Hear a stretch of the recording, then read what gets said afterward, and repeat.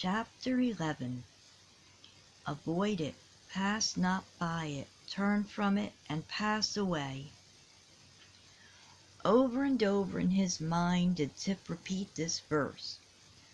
It seemed to sound all around him and mixed up with everything he did. And yet he went out of the house that evening and turned straight down the street in the direction leading to the tented circus grounds, walking along slowly, talking to himself. It won't do any harm just to listen to the music. I don't mean to go in, of course I don't. Suppose I'd do that after all I said to Kitty. Besides, I couldn't if I would. I haven't got any ticket. I'm just going to walk down that way and see if there's lots of folks going and if the music sounds nice. Avoid it, pass not by it. Oh yes, Tip knew. He heard the voice, yet on he went, beginning to walk swiftly, only saying in answer, I ain't going in. I couldn't if I wanted to, and I don't want to. By and by, he came within sight of the tents, and within sound of the music, which to his untaught ears was wonderfully beautiful.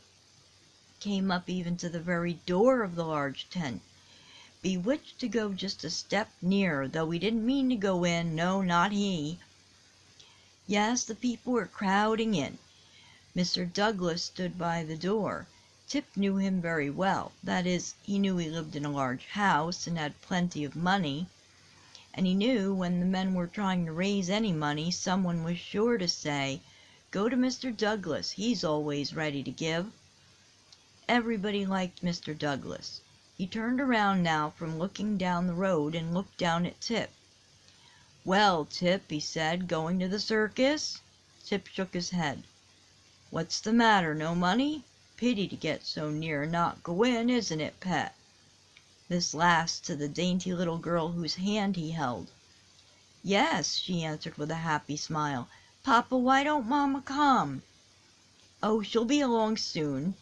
Here, sir, to the doorkeeper, handing him 25 cents. Let this ragamuffin in. In with you, Tip, and practice standing on your head for a month to come. It was all done in a hurry. The doorkeeper stepped aside. The crowd jostled and pushed against him. The music burst forth in a new loud swell. A moment more, and Tip stood in the brightly lit room, staring eagerly around him. There was enough to see.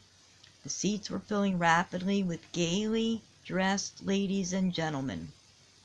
He knew them, many of them, had seen them on the streets often and often, had seen some of them in Sabbath school, seated before their classes. Tip was speedily giving himself up to enjoyment, hushing that small voice in his heart. One of the nicest men in town had let him in, yes, and there he was now with his wife and little girl. Mrs. Douglas was not only a teacher in the Sabbath school, but a member of the church. If she could go to the circus, why couldn't he?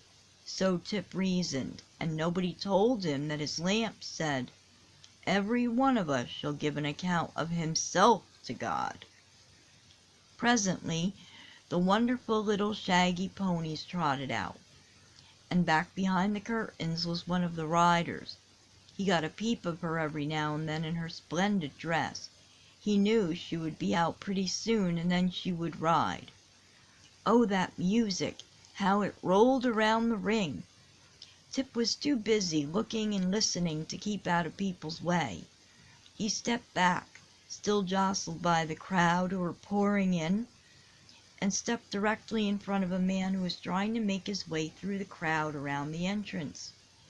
Tip knew him in an instant. He was one of the circus men, the one with the ugly face that he had noticed in the morning. It was ugly still, and red with liquor.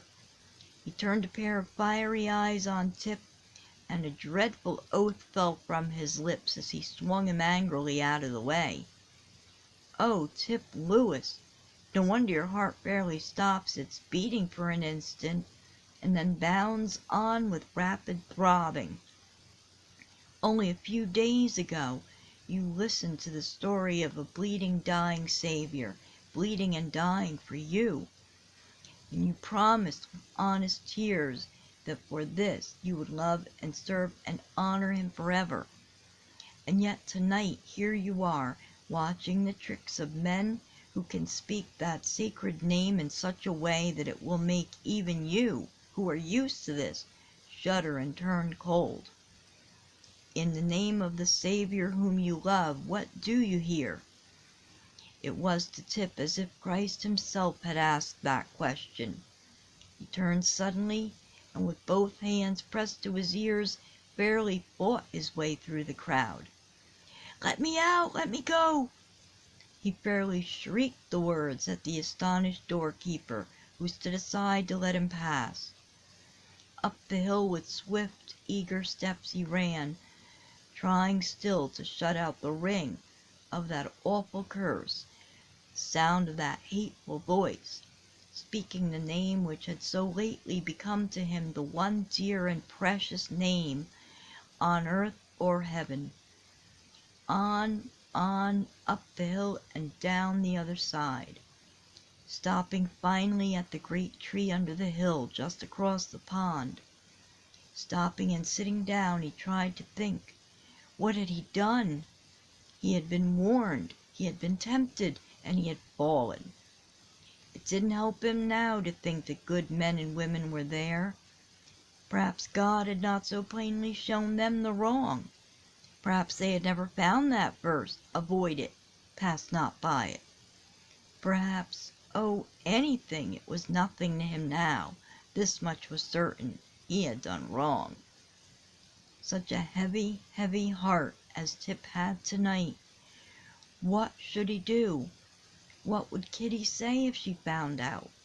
What would Mr. Dewey think, or Mr. Holbrook? And then, above all else, came the thought, what would Jesus, looking down on him now from heaven, what could he think of him? This thought brought the bitter tears, but it brought him also onto his knees, and he said, "Oh, Jesus, in spite of it all, you know I love you. Won't you forgive me and let me try again?" Long he knelt there, trying to get close to Christ, and the Savior did not leave him alone. It was only yesterday he had learned the verse, and it came to him softly now. "Thou art the God ready to pardon, gracious and merciful, slow to anger, and of great kindness." In his sore trouble, Tip's lamp had not failed him.